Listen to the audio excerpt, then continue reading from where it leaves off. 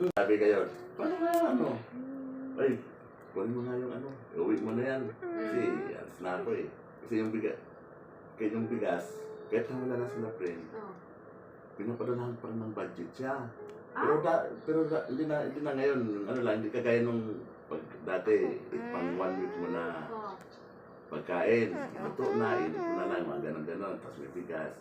Ngayon, hilaw na. Pero kahit pa paano, binibigyan pa rin. Sabi ko kay Lisa, yung tira si Lisa, yung ayite, sila magkaano yan.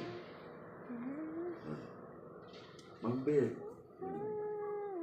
dapat di mo na binibigyan ng ano, siyempre aasa ka dahil baka sabihin, may pag-asa pa, magkabalikan kayo. Kasi dapat di mo na binibigyan ng pagkain yan.